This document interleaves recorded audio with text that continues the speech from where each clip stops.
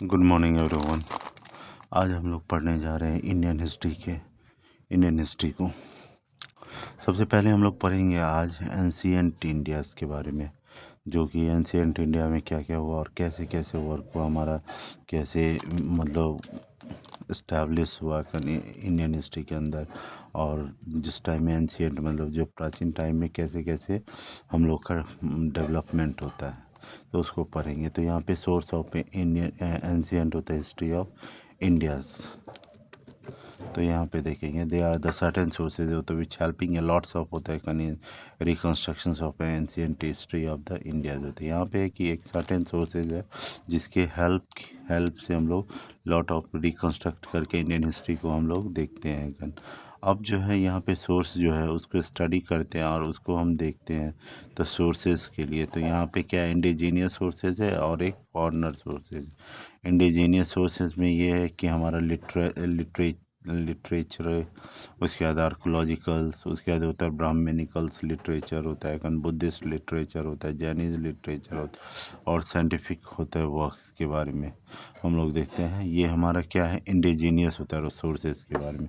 उसके बाद होता है फॉरेनर सोर्सेज क्या होता है, तो क्लासिकल होता है सोर्स होता है, चाइनीज़ सोर्सेज होता है, मुस्लिम सोर्सेज होता है, इनक्रिप्शंस होता है, कॉइन होता है और मॉन्यूमेंट्स होता है। ये सब हमारा होता है फॉरेनर सोर्सेज के अंदर देखा जाता है। उसके बाद हम लोग आ जाएंगे कि इंडियन जो इंडिजीनियस सोर्सेज है वो क्या क्या है और कैसे काम कर रहा है। तो यहाँ पे इंडिजीनियस जो सोर्सेज है उसको हम लोग दो क्लासेस में डिवाइड किए हूँ।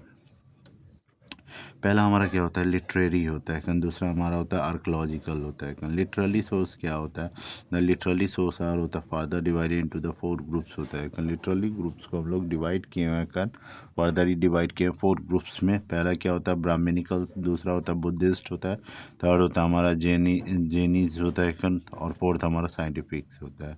उसके बाद यहाँ पे हम देखेंगे फर्स्ट में हमारा ब्राह्मणिकल्स लिटरेचर्स के बारे में। तो यहाँ पे हम देखेंगे ये जो लिटरेचर्स है उसको हम लोग डिवाइड किए हैं सब डिविजन्स में। तो सब डिवीज़न में जैसे वेदास हो गया सब डिविजन्स में। उसके बाद होता है वेदास को हम लोग देखेंगे, तो वेदास भी हमारा क्या है 4 में है। ऋग्वेद, सामवेद, यजुर्वेद और अर्थवेद होता है। वेद के अंदर 4 पार्ट्स होते हैं, ऋग्वेद, यजुर्वेद, सामवेद, अर्थवेद होता है। और the great help of the understanding the political social और religious aspected of the Aryan के समय में हम लोग ये देखते हैं कि ये जो हमारा सोशली पॉलिटिकल सोशली और रिलीजियस जो एक्सपेक्टेशन है ना, उसी को हम लोग देखते हैं जो हमारे आर्यंस के अंदर है। कौन से टाइम पीरियड में, तो वेदास टाइम पीरियड्स। उसके बाद हम देखेंगे ब्राह्मणाज एंड होता उपनिषद के बारे में। तो ब्राह्मणाज होता है कंटेनिंग द प्रोसेस कॉमेंट्रेटरीज होता है ऑन द वैदिक होता है, हाइमन होता है। वेल द उपनिषद होता है containing the philosophical and ethical होता है डिस्कोर्सेस के थ्रू। उसके बाद हम लोग देखेंगे वेदांगस होता है, 6 वेदांगस होता है।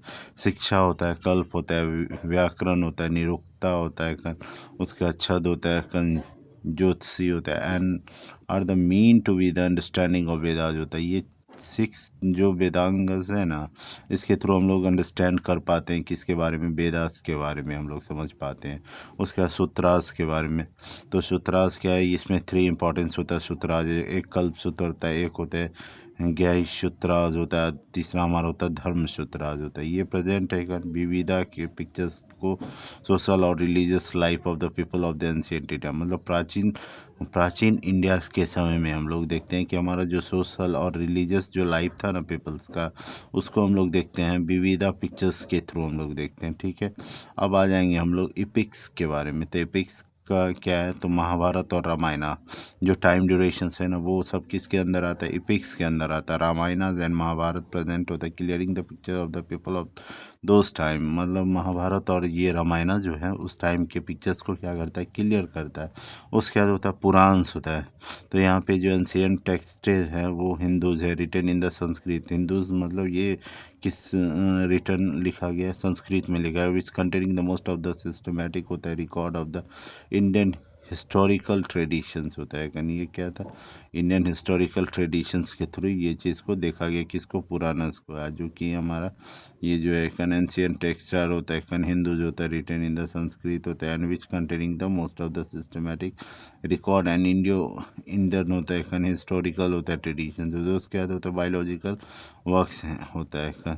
तो बायोलॉजिकल वर्क्स में हम देखें, इट इज़ सर्टेन होता है बायोलॉजिकल वर्क्स होता है कन आर द हर्ष चरिताज होता है कन बाय द बाणभट्ट होता है। हर्षचरित किसके द्वारा लिखा गया, बाणभट्ट के द्वारा। उसके बाद होता है कुमार पलश्चरित्राज होता है कन बाई किसके होता है कन हेमाचंद्राज होता है कन। कुमार होता है कन पंचारित्रा होता है कन, होता है किसके द्वारा, तो हेमचंद्राज के द्वारा। उसके बाद द अदर होता है कन बायोलॉजिकल्स होता है कन वर्क आर्ट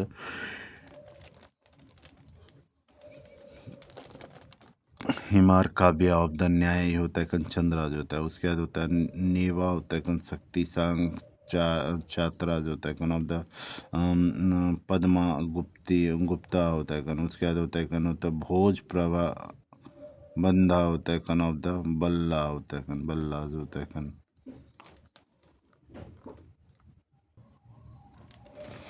अब यहाँ पे क्या है, बुक्स जो रिटन किंग के द्वारा, जो राजा के द्वारा लिखा गया, जैसे हाला होता है बुक होता है कन, रिटन जो लिखा गया वो है कन होता है गाथा होता है कन। इसी को हम लोग बोलते हैं सातवाहना, मतलब होता है कन सतपथी होता है कन, सतपति होता है ब्राह्मण। उसके बाद होता है महेंद्र होता है वर्मन होता है कन।